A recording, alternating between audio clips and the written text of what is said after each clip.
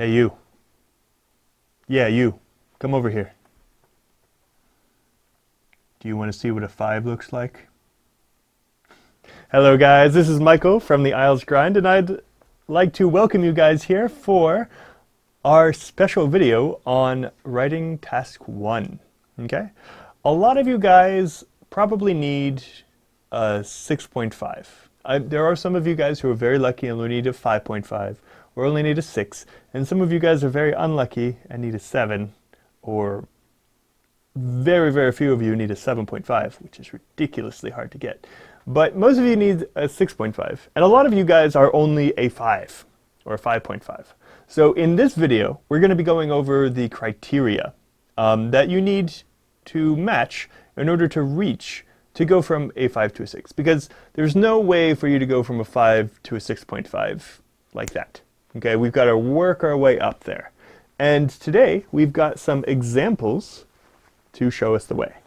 Now, this is writing task 1. In a previous video, we talked all about the different types of task 1s, you know, line graphs, pie charts, bar graphs, change over time maps, describing a process. There's a bunch of them. You can see the link down below to check those out again. This in particular, we're going to be looking at just the criteria, and our example is going to be a line graph. Okay, let's go over. Let's first do the basics. Okay, generally, you get a 5 if you first there's the 4 criteria. There's task achievement, which basically means, did you follow the directions? Did you write the essay you're supposed to? Did you write 150 words, or did you write less? Okay. The second thing is going to be CC, which is cohesion and coherence. This means, do your sentences connect? Do you use the right CC words, connecting words, to connect your sentences and your ideas and your paragraphs? Are you using the right structure? And also, are you using appropriate referencing? Referencing, by the way, is when you refer back to something you said before with fewer words. You should say, I saw the cat was yellow, I hate the cats. To use referencing, you would say, yesterday I saw a cat, it was yellow, I hate this animal. This animal is referencing, and it is referencing. Next you have vocab, which is known as LR, lexical resource. This is English teacher speak, but what it basically means is vocabulary. And then finally you have grammar, GRA. Okay, so the way that I like to break down grammar and vocab is that they're very similar. So to get a 6 in grammar and vocabulary, what this means is that you wrote your essay and you tried to use higher level vocab and higher level grammar. Okay, you made mistakes, but the examiner can still understand what you were trying to say. That is a 6. You're trying to use the higher level stuff. The examiner can understand you. That's it. There are 2 ways that you can get a 5. Okay? The first way is if you have perfect sentences, but none of them are complex. None of them are higher level. Okay? That's the first way that you can get a 5 in vocab and grammar. The second way is if you're trying to use higher level vocab and grammar in your essay, but you have so many mistakes that the examiner can't understand what you're saying. Okay? Those are the 2 ways to get a 5. And this is just the basic ways. Another quick thing is if you have no overview, even if your grammar and vocab is a 7, if you have no overview, your task achievement will be a 5. Okay? And if you're not following the structure, that's also a 4 or a 5 for CC. So those are the basics. Now we're going to go into more detail. Now I have here the official public criteria, which you can find on the website IELTS.org. We are going to have a link down below since it's a little hard to find, and we're going to be going over it together. Okay? So first of all, for a 5, you generally address the task. The format may be inappropriate in places. That means that you're following the format, but you still have some problems, okay? One good example is lacking an overview, okay? Generally, this means that you have used paragraphs. If you wrote one big paragraph, that's not going to get you up to a 5, okay? Generally, addresses the task means that you're talking about the thing in the prompt. Next, recounts detail mechanically with no clear overview. Again, if your overview is not there or it's not clear, 5 is the highest you can get in task achievement, which sucks. It can really pull your grade down. Next up, may presents but inadequately covers key features, bullet points, and there may be a tendency to focus on details, okay? So one thing that you need to prove in IELTS Writing Task 1 is that you can identify key features, you know, the important trends or the main, basically they want to see that you can interpret the data correctly instead of just giving a list of what you see, okay? For example, if you have a line chart, but you only say each part of the chart, it's going to lead to some problems. By the way, in the link down below to our website, we have a resource for you. We have a example 5, which we'll also be going over together, okay? Next up, for a 5 for coherence and cohesion, that's CC, presents information with some organization, but there may be a lack of overall progression. What that means is you have some paragraphs, but there's not a clear order. There's no logical order to your paragraphs, okay? Makes inadequate, inaccurate, or overuses cohesive devices. So examples of this is if you only use and but. They're low level and maybe you're using them incorrectly. In fact, if you're only using and but to link your sentences, that's probably more indicative of a 4 instead of a 5, okay? So you're using cohesive devices wrong, or you're not using enough of them. And again, these are ways to connect your ideas in your paragraphs, usually your sentences. May be repetitive because of lack of referencing or substitution. So if you're not using referencing, then that will bring you down to a 5. Again, we're going to go over all of the examples very soon. Uses a limited range of vocabulary, this is for LR, vocabulary, uses a limited range of vocabulary, but this is minimally adequate for the task. So we have a video where we go over some different vocabulary you can use for task 1, specifically line charts, okay? If you're only using goes up or goes down, or if you're only using increase and decrease, these are things that are going to keep you low because it means that you don't have a range of vocabulary to use. May make noticeable errors in spelling and or word formation that may cause some difficulty to the reader. Again, this is what I was talking about before. If the examiner cannot understand what you're trying to say, that stops you from being a 6. If he can't understand any of it, that's a 4. If he has difficulty, that's a 5. Okay. And this is often things like using the wrong word form. Like you use the noun instead of the verb, or vice versa. Or you use the ing, the gerund, when you're not supposed to. Okay.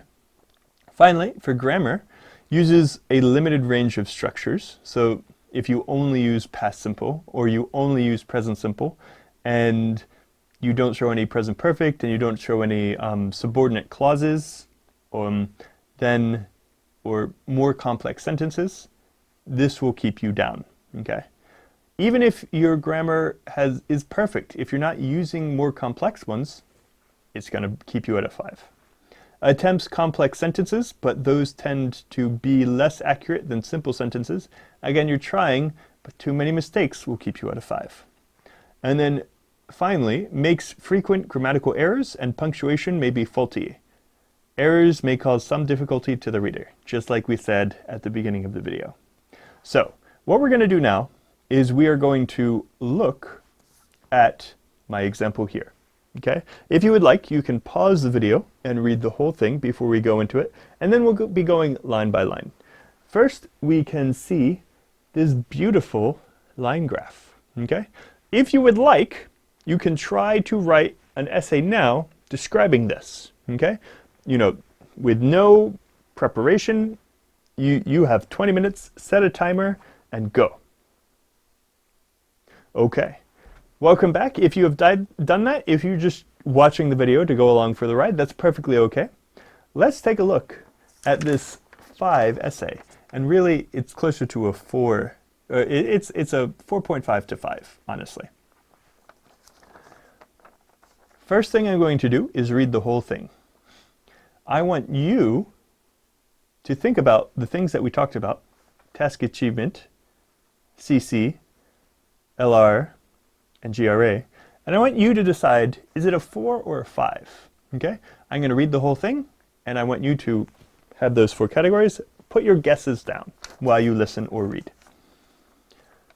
The graph is the number of happy students in Teacher Michael's class. Every person loved Teacher Michael, like me. In day 2, 6 people liked Teacher Michael. The line then goes up 10 students. In day 6, most students liked Teacher Michael.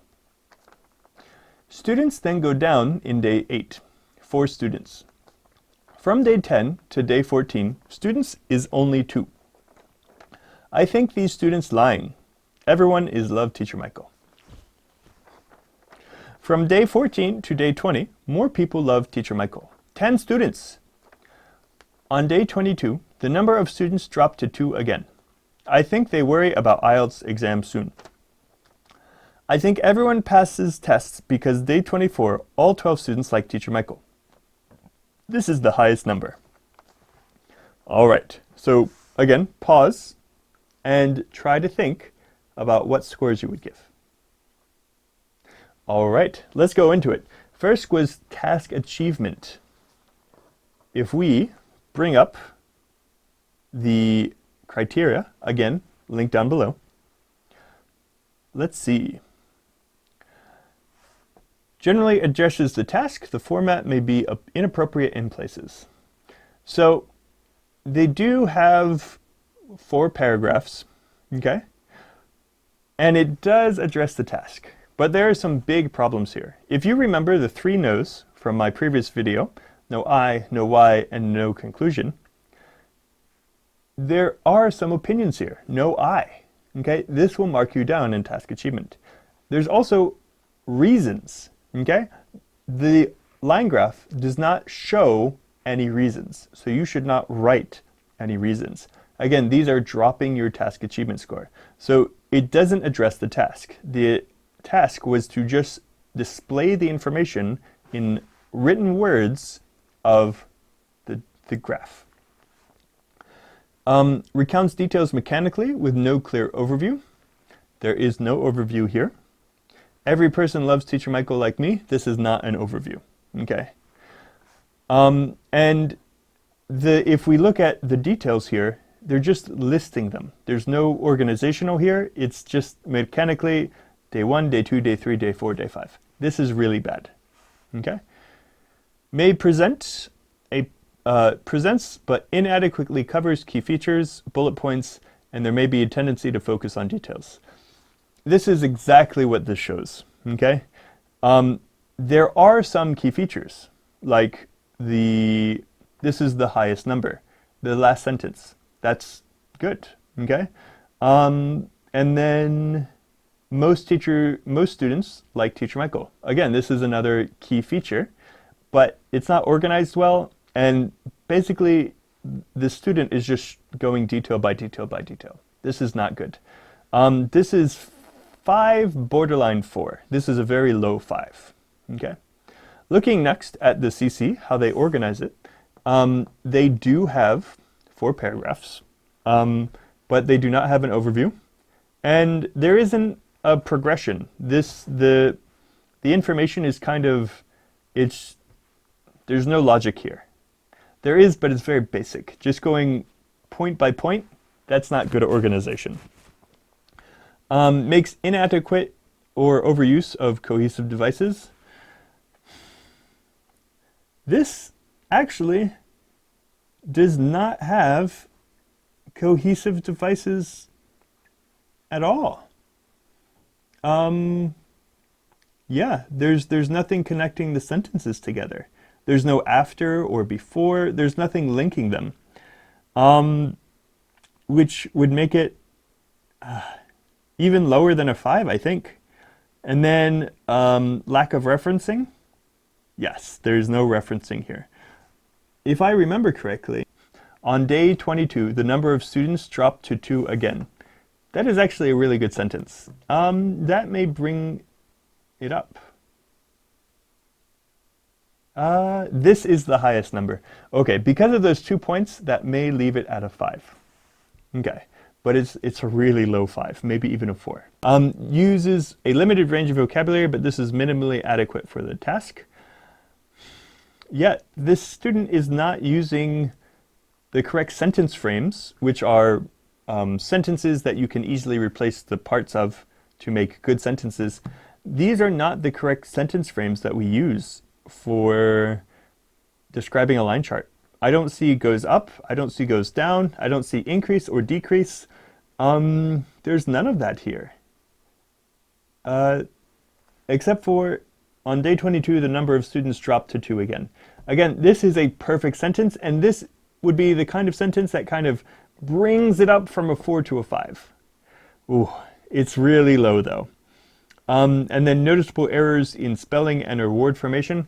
This is one other thing I want you to do at the end of this video, is I want you to read through this and then find every grammar or vocab mistake. In a follow-up video, we will be going over all of these sentences line by line and fixing them, okay? Not the structure of the essay, just the grammar and vocabulary. Let's see how well you do. Leave a comment down below with some of the errors that you have fixed, okay? And we'll let you know how you did. Next up, uses a limited range of structures. Again, not using the correct sentence frames. Attempts complex sentences, but these tend to be less accurate than simple sentences. Yeah, they had one really good complex sentence, but everything else is terrible. And may make frequent grammatical errors. Errors often cause difficulty for the reader. That's also true. So, in the end, I would give this probably 5, 5, 4, 4. Or maybe 5, 4, 4, 5. Just because there are a few sentences here that were correct that bring up the score to a 5. By the way, a 4 is really bad. It means that there really wasn't anything making sense. Most of it was incorrect. All right, guys, this was the end of this example. I'm now with the same graph, again right here. Here's the graph. Let's see what a 6 looks like, okay? Let's very quickly go over the criteria. And remember, the basics for vocab and grammar is you try to use higher level stuff and you make mistakes, but the examiner can understand what you're trying to say. Okay, so for task achievement, addresses the requirements of the task. Okay, number 2, presents an overview with information appropriate selected. Okay, and then presents and adequately highlights key features and bullet points, but details may be irrelevant or inappropriate or inaccurate. What this means is that you found the main trends. You found the important items from the graph, but you're not giving good supporting details. You're not showing them well enough, okay? That's how you get a 6 in task achievement. You have an overview, you found the key features, but you didn't support them as well as you should have. Next is CC, cohesion and coherence. Arranges information and ideas coherently, and there is a clear progression, overall progression. Okay, it's logically ordered and you have the right paragraphs. Uses cohesive devices effectively, but cohesion within or between sentences may be faulty or mechanical. You use CC words, but sometimes you use them wrong, or they don't sound the same as a native speaker would. And then may not always use referencing clearly or appropriately. This is important. May not always. So this means you have referencing, but you don't always need referencing. Okay? You're trying to use it, and you're using it wrong sometimes, but you're trying. That's how you get a 6. Next up, for LR, uses an adequate range of vocabulary for the task. You know, you're using the right vocab. Next, attempts to use less common vocabulary, but with some inaccuracy. Again, you're trying to use higher level stuff. And then make some errors in spelling and word formation, but they do not impede communication. You have errors, but the examiner understands. Finally, uses a mix of simple and complex sentence forms.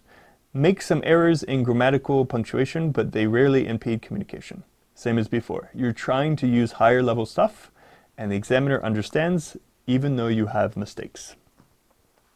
Just like before, we are going to read through this, and I want you guys to think, what grade would you give this? By the way, the range will be between a 5 and a 6. The graph shows the number of happy pupils in Teacher Michael's class. Overall, more students are happy in Teacher Michael's class in the early days and at the end. There are 2 peaks in the graph. On day 0, there are 6 happy students in his class. The number of happy students rockets up to 10 people on day 6. This is the first peak. The second peak is on day 20, which is 10 happy students, more than the first peak. There is also a third peak on day 24.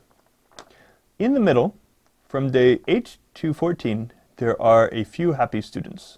After the peak on day 8, the number of happy students falls to 2 on day 10. Then happy students stay the same until day 14.